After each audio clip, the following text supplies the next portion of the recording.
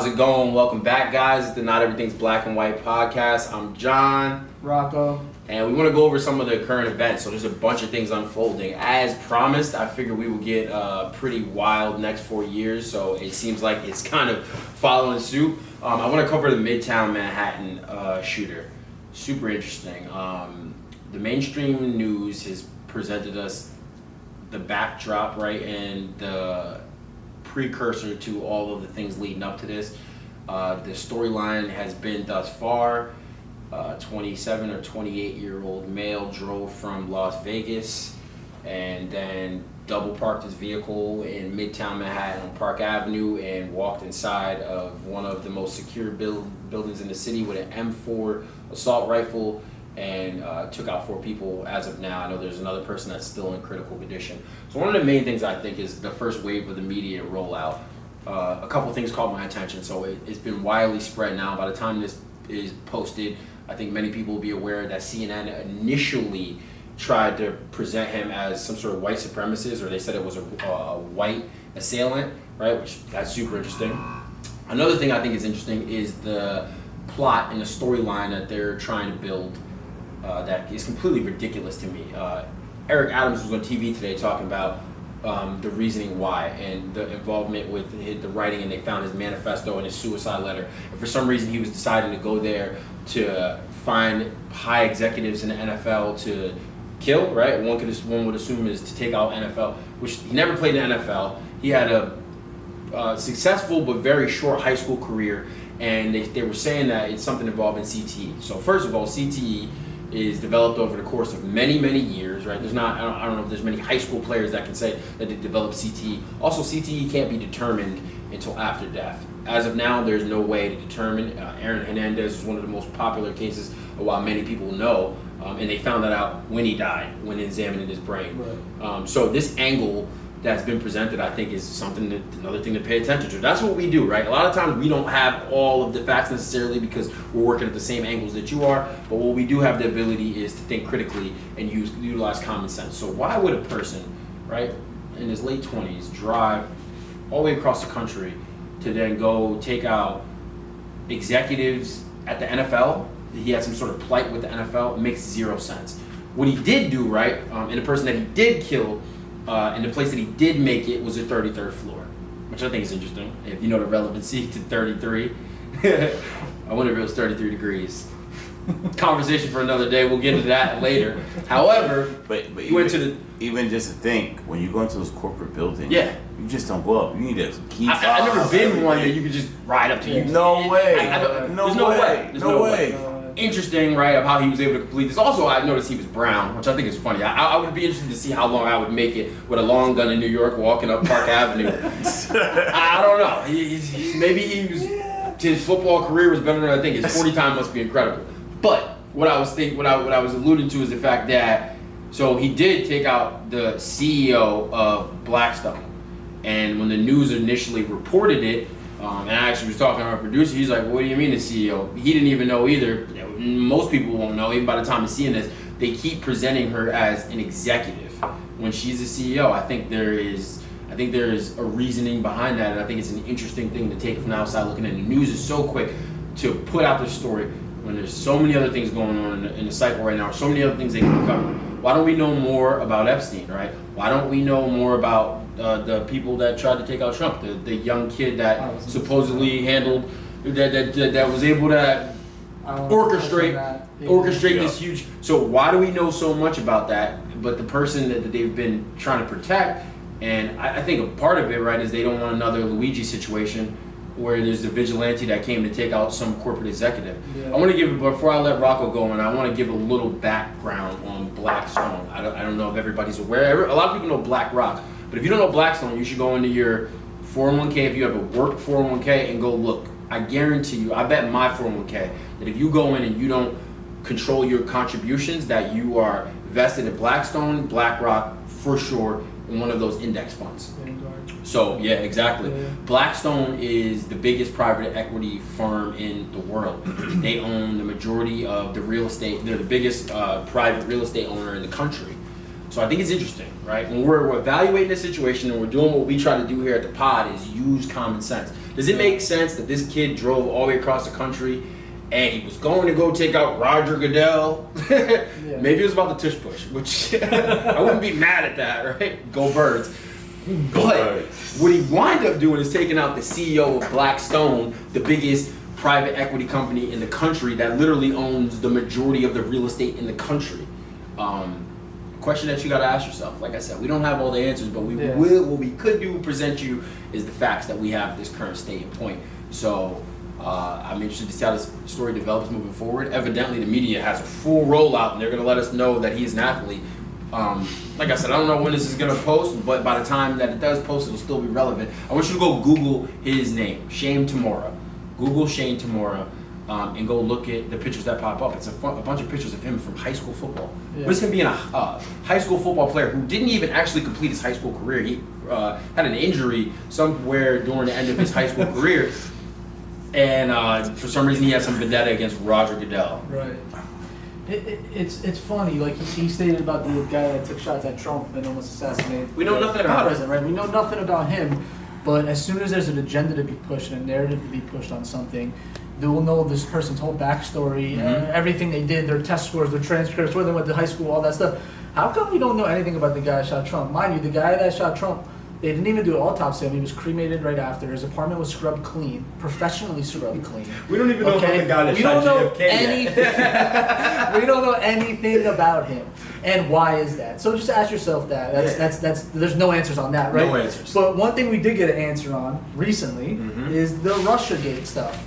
And I love this, honestly. And I'll talk about this. So I'll just read the files basically that Tulsi Gabbard released, like verbatim to you guys, so you get the gist of this.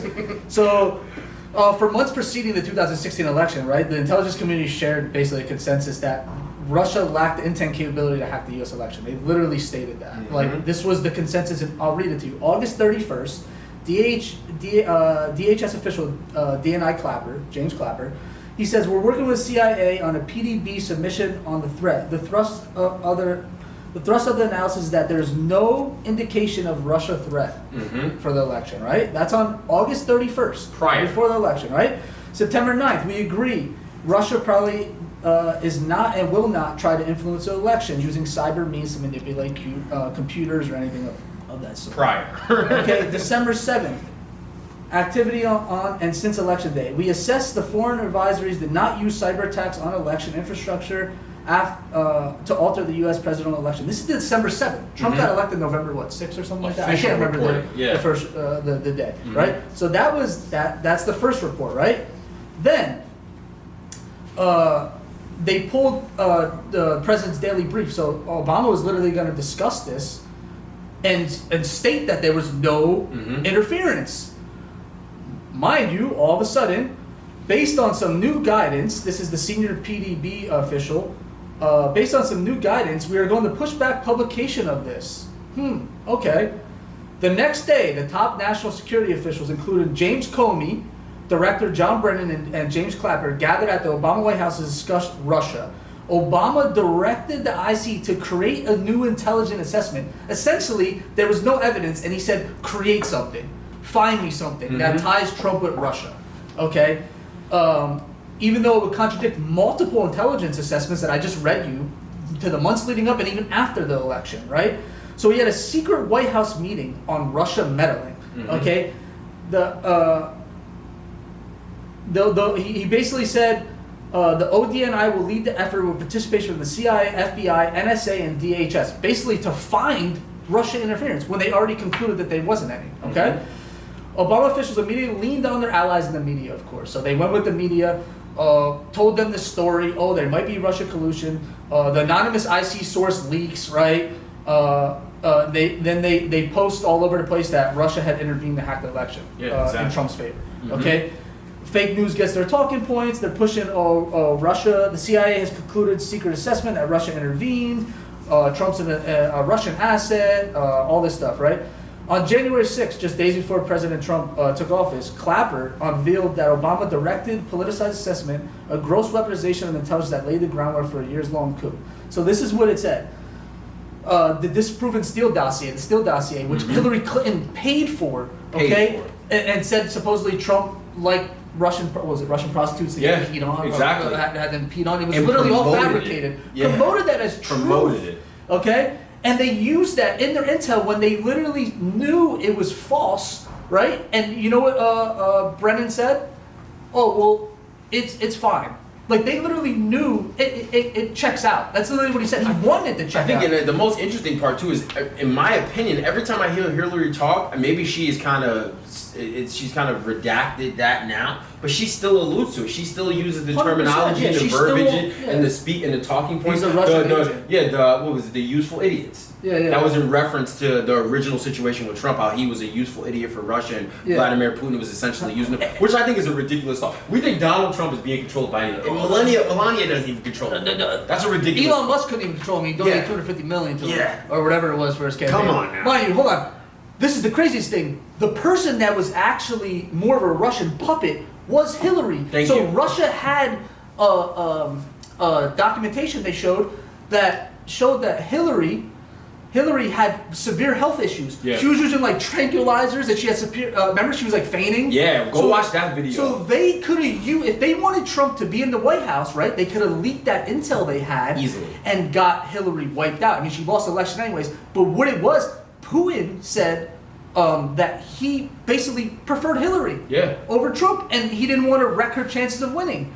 Because he knew Trump would be tougher on him, which he was. And everyone happened in Kamala, yeah. And Putin has no benefit to electing a strong, bold, boisterous leader. Yeah. No one, the same way Iran thoroughly supported Kamala Harris. Why do you think? Of course, if you're a competing country, right, that has a conflict, the last thing I want is the most competent person to be in position of power. It would have been nothing better to have Hillary Clinton win and walk us into whatever amount of madness in the Middle East that we would have been subjected to. Yeah, the craziest thing is Putin could have, like I said, he could have leaked that. But what he was actually doing was he was hoping she would win, right? Yeah. And then use that for blackmail. Oh, I'm going to leak this to the press if you don't do it. And it's not just Putin.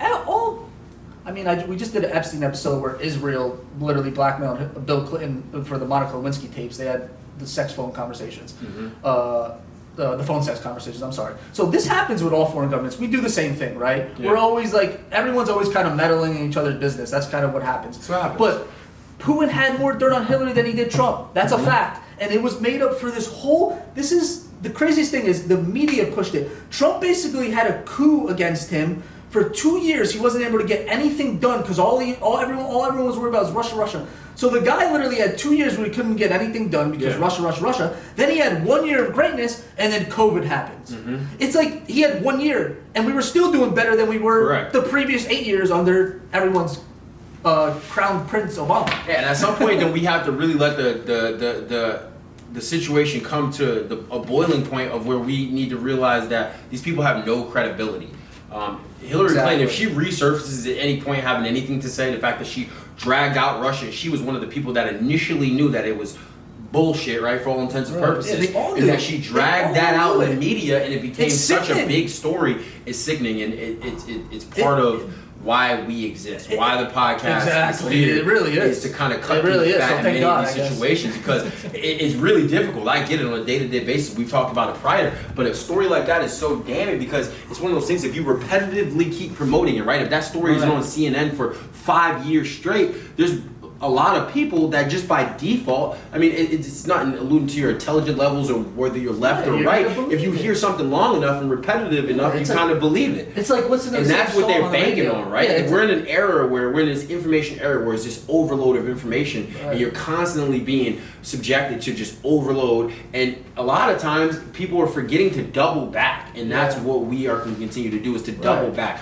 Russiagate is a huge deal. It is just as big a deal as people made January 6th, right? It's a huge deal. It alludes to the fact that our government can completely lie to us about intelligence. And no, it's like they said Santa Claus is real, right? And then lied to you, and then came back on TV and then tried to convince you, and really they pushed off half the country, right? It's like that's the biggest part of it, is that half the country is subjected to the nonsense that these people promote on TV. Russiagate was a hoax amongst many other things, like COVID and every other topic that we've covered. And the thing is, it made Russia such an enemy to people that it almost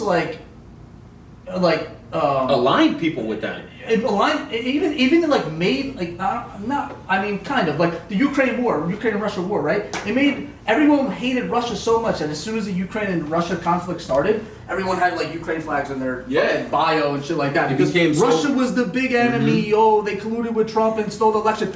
We brainwashed people so much to hate Russia during these last 10 years under Trump that like the left was so like anti anything Russian. We're not going to hear anything they say. Oh, Trump's a puppet. Blah blah blah blah. And what it is it shows these people should hold no credibility to you. Zero. These people in the mainstream media lost all credibility during COVID and the Russia hoax. If you are still listening to these same people that propagandized you to no end, endless bullshit over and over and over and it's again. Never right. And it's always wrong. Never right. It's just for example, wrong. Today, breaking news, the GDP went up 3%. They were calling for a recession for months. They're wrong about everything. I promise you, they are wrong about everything. All of it. Yeah. Everything. I forgot. Yeah, so we started the pod. That was our first episode, and I had vitriol about the tariffs. And I thought it would end well. I just didn't think that we would get vindication this quickly. So in case anybody's not paying attention, another thing, I guess we're going over current topics. Yeah. I think it's super important the fact that we've hit our first surplus since Obama, right? Since I was in junior year in high school, and we hit our first surplus since then, which is amazing, right? So once again, right, the tariffs were presented at this taxing American people, and it hasn't trickled down at all. Nothing. Inflation's down, stagnant, hasn't gone up at all. Actually, yeah. Well, yeah. So across the board, all financial indicators are pointing in the right direction. The only thing that we're really waiting on the cusp is to see if Powell is able to drop the interest rates, so we're able to refinance the debt, which is kind of the last part of it. Which is ridiculous that he hasn't already, because he did it right before the election to make Biden. He did it twice last year. It was two when inflation was much higher. And now they're saying, since inflation is stagnant, now they're saying, oh, we're worried about employment. Well, employment numbers have Trump has hit over the expectation on employment numbers every single month. Look it up. You can even look up MSNBC, because they'll like report like the stock numbers and the job numbers right away. For some reason, they're like one of the first people that break it. Yeah. But they're like in shock. They like hate reporting it. They're like, and today, this month, prices are down. This month, they exceeded expectations by 40,000 jobs. Real wage growth is up. It's killing them. It's so tongue in cheek. But then, like I said, it's just another thing that you got to keep in mind. And as time goes on, this has to be important to you. You cannot continue. Rocco said it a long time ago, and I love that line. Stop paying attention to what they say and pay attention to the results, right? So tariffs have definitively been a success. All of the countries that said they wouldn't play ball, right? Like I had that conversation with you. Everybody needs us to play.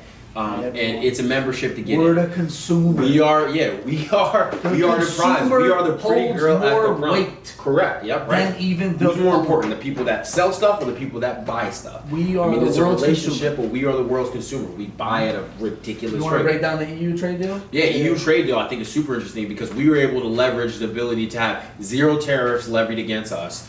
They have a 15% on all goods imported. They also committed to, what is it, $650 billion? $650 billion that they are going to almost exclusively buy energy from us, as well as in the sector of what everybody loves at that level, the defense contract. And also that hurts Russia. So everyone that's Russia, oh, I hate Russia, that hurts Russia because they were getting their energy from Russia. Now they're going to get it from us. Yeah. So there you go. But Trump's a Russia puppet. Yeah, it starves Russia in the pipeline, and that's what we should have been doing, right? Right. And so I think that's super important, and I think another part of it is they've alluded to the fact that they're going to almost exclusively buy weapons from us, so we become their number one source for defense, and I think that's awesome. I think that's a two-pronged thing. I think that allows us to collect and generate a shit ton of revenue, but more importantly, I think it's a safety mechanism that allows us to be aware. Imagine if everybody bought their weapons from us. That essentially allows us to inventory and be aware of what everybody has. Also, it keeps the military-industrial complex quiet. Correct. Because they're happy. Yeah. They won't go starting new wars because now they're still making their money. Raytheon, all those companies are still making their money. Our problem. Right. Yeah, exactly. That's a great take. Actually, that's very genius. Smart. Yeah. Exactly. Yeah. So very that keeps smart us. For him to do that keeps us out of the Middle East because I'll tell you like this. it's like any other industry. If we think that there's not going to be a time where we don't make a shit ton of money off weapons and nukes and bombs and drones, it's just not going to happen. And what capacity we're able to unload all of these different things and make revenue, I mean, that'll be time will tell, but I think this is definitely a valuable... test our technology Exactly. so we could experiment. We're going to have money to make even better military equipment now. People are buying it. And like I said, we're not going to do it, but we're definitely going to do an episode on like the whole Gaza situation right now, because with the kids starving and things like that. I know that's current events. We want to focus on like a whole episode of that, like on its own with that. I agree. But one thing I want to touch on, because I feel like this is a big topic for everybody, and I see like all over social media, like Medicaid cuts, people using SNAP benefits, and oh my God, everyone's going to die because they're not going to have healthcare. Yeah. And not to be like, I'm not trying to be insensitive, but it's not. It's hyperbolic. It's not what you think. I think when you actually sit down and read this, and I'll break it down for you, what's actually in these cuts to Medicaid cuts, okay, you'll realize like everyone's lying to you. Once again, like I told you, everyone in the mainstream media lies to you, right? So cut number one saves $35 billion. Mind you, this is a cut over a 10-year period. The cuts don't even, so if you see anyone saying like, oh, I lost my health care, I lost my SNAP benefits, not true. It's a lie. The cuts don't even start till 2026. And you will hear people saying that. Yeah. I actually know people personally that have said that to me. There we go. So that's why I said that. Ding, so ding, ding. 2026, the cuts don't even start, and a lot of the cuts aren't even going to happen until 2028, 2029. So it's giving people time to kind of like, get ready for this. So saves $35 billion over 10 years is the first cut, right? By limiting federal health program eligibility based on citizenship status. So basically, translation, if you're here illegally, you don't get Medicaid, which is funny to me because I've always heard my entire life that they didn't get Medicaid. Still. If you were illegal, you didn't get Medicaid, but actually the Chicago Tribune just reported last week that now they took illegals off and saved $400 billion.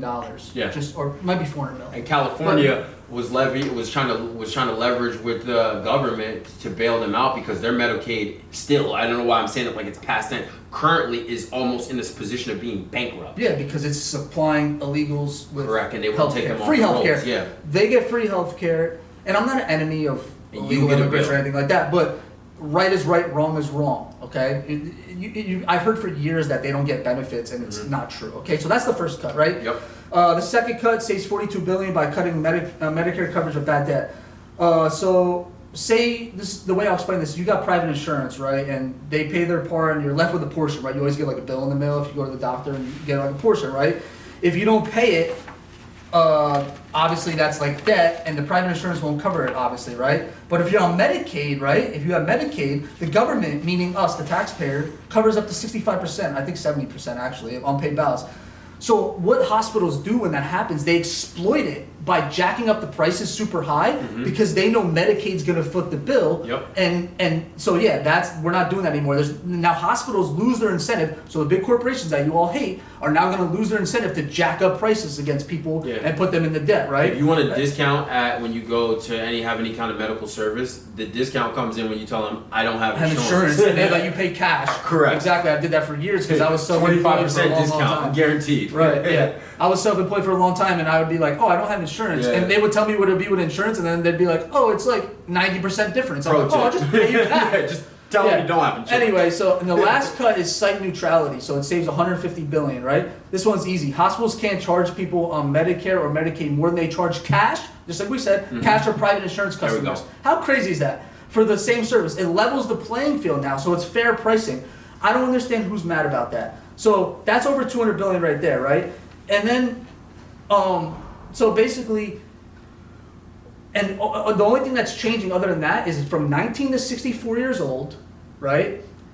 If you don't, I'm sorry, this is the most important thing. People that are exempt from any of these cuts, pregnant women, children, seniors, anyone with a disability, any caregiver, you're all exempt from any of these cuts. You're still going to get your Medicaid and probably better care because there's going to be less people on the system now.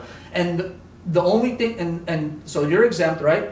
The only thing that's changing for other people that are on Medicaid and are able working bodies. So if you're on Medicaid, you're an able working body, all you have to do to get Medicaid is work 20 hours a week. Yeah. 20 hours a week. Which is good for you. Right. Or volunteer, like a crossing guard or something in your community, like some type of something. That's all you have to do. I'll tell you one it's thing. the same thing. And it's not political at all. It's starting to blow my mind, and I'm starting to realize as time goes on, and I get it. Things have gotten so difficult, especially for some people in the young generation. Some people's reaction is fight or flight. They just want to retreat back to nothing. Where's this world where we think that it's healthy to have millions and millions and millions of people that don't work, that don't do anything, that collect benefits? In what world are we promoting it? And what world is that good? You want to know somebody who has poor mental health? The person that sits in the house and completes no tasks 100%. throughout a daily basis. 100%. You want to know somebody who has usually pretty positive mental health is somebody who is on top of it and takes care of their children or takes care of their responsibilities and who accomplishes things throughout the day. It's something that we talk about, and it's a reoccurring theme. It's because a lot of the things we talk about when we're thinking about it, right, and we're thinking about the feedback and the negative kickback and the pushback we would get is from this group and this subsection of people who, like you said, are complaining about Medicaid being adjusted when the adjustments will be beneficial to everybody. If you're just listening to a 2-second MSNBC talking point, pregnant people are going to lose their benefits, or people with disability or elderly people. It's literally in the bill. Exempt. Sit for a moment and utilize your common sense. There's enough of us, we're not going to allow that to happen. The problems come into play is because you allow so many other people on the rolls, or you allow people like Obama to come in and Obamacare to come in and rape the system. 100%. The problem is we need to revitalize the system. People have this mentality that it needs to be free. It's not a possibility. When you go to places where healthcare is free, go to Canada and try to get an appointment with a specialist. I've seen endless accounts online, and it's very easy for you to go see this. Go to any social media platform, or go to internet in general. Go anywhere and Google or pull up and look at the people in Canada and the places where healthcare is free, and look at the issues that they face. Nothing's free. They wait for appointments for 3-4 years. Right? That's not a system that we want. We don't want something. We just want something that makes more sense and is more cost effective. So, if you're a person that's sitting home and that's your mentality, you really need to wake up to reality and realize that's why we are where we are now. Right. Any day when this system becomes where there's more net benefit receivers than there is people working in, it's going to be the end of it, right? It'll be done and nobody will get anything. Right. So yeah, I mean, it's super important, and when these topics come up, you need to be very focused and fact oriented to figure out what exactly is going on. Stop putting yourself in a position where you're thinking that cuts to Medicaid is going to mean that, and mind you, it's like it needs to be revitalized. Having Medicaid don't save you either in this economy, really. Yeah. If I'm being honest, we really need to focus on the facts and making sure that the right people are in positions that are going to make sure these systems are functional and robust, rather than thinking everything's going to be free. That's not the right way to approach this. Right. And we have a history, and we have plenty of examples of if we went the other way in this scenario. So I'm not against like safety net programs at all. I think safety net's great. I'm all in favor for those exemptions. Pregnant women, children, caregivers, anyone with disability, and seniors, obviously. Yeah, right? cutting off the fat allows you to expand these programs. That's what people don't understand. Give it to people that actually deserve it and give them better care, right? Exactly. So, like I said, the only thing is you only have to work 20 hours a week if you're anyone from 19 to 64 without any of those exemptions. Anyone that doesn't have those exemptions, right? So you'll have to work 20 hours a week and stuff like that. And also, notice I said to you about Chicago took their took illegals off their Medicaid. They saved $400 million. Mind you, the reason they're doing that already, because the bill, like I told you, 2026 is when that everything goes through. It doesn't even go through yet. The reason they're doing that is because with the new plan, what's also in this plan is states are going to have to take more of a responsibility than the federal government to cover these people. As it should. And the states that already don't know how to budget their damn books because they're already giving too many entitlements, they're already subsidizing so many things they shouldn't be, are like, holy shit, we're gonna have to, we're already in a crisis mode. Same with SNAP. So SNAP, the only thing that's changing with SNAP, right, is basically the same exemptions, right? The only difference is the age requirement is a little bit different. Let me double check this. So the only thing with SNAP, I believe it used to be from 55 years old, so like anyone from 14 to 55. And now they're doing it, or any from 19 to 55, they're basically extended to like 64 years old. Like you got to be able working and stuff like that. If you're able working, right? And also, the big thing with SNAP is 50 to 75% starting October 1st, 2027, before this even goes through, which is a good thing. It's a good thing. Yeah. So one of the things I want to end it about, and the best part of it is it kind of encompasses the Medicaid situation, and it gives you a real life example of how these things play out. So In California, right? There was the wildfires, and there was $101 billion raised, right? And people are starting to ask questions. People are starting to ask, where did that money go? Because no one's received that money. I actually know people personally in that area. I have some family and friends in the general vicinity of that, and no one's received benefits.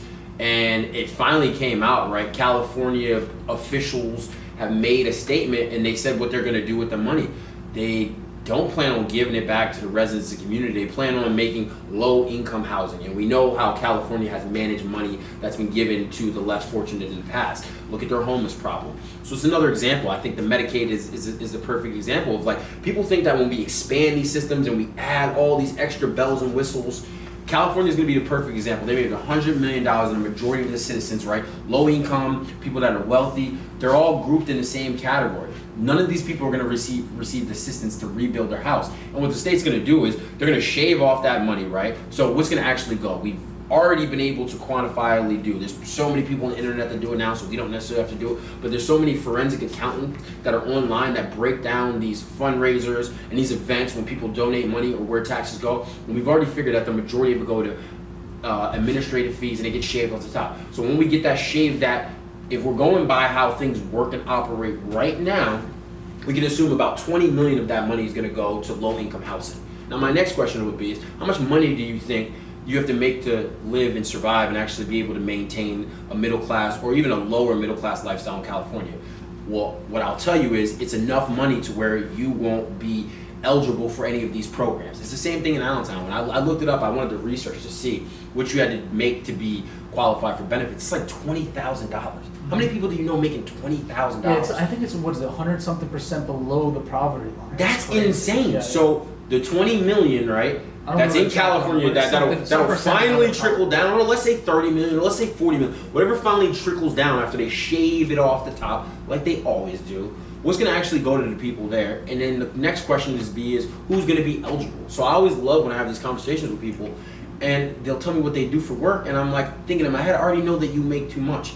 So it's like, how about we work as a community? How about we get back to how things are supposed to be? Because this thought process of Elon Musk already exposed that. Whether you like him or not, Doge, what they did was expose the corruption and how the money gets spent. You can feel however you feel about it, but what you can't do is deny the fact and how the money gets spent. With that being said, the last thing we want to do is expand these programs so more corruption is squeezed in. If you're on the left, if you're on the right, regardless of how you feel, there's been a time where there's been a politician in place and you disagree with them. The last thing we want to do is expand these programs and give these people that we know definitively have been robbing us more money, more resources, more of our tax dollars. So we'll end it with this. Be aware, stay prayed up, and in times like this, we hope you lean on platforms like ours for real truth.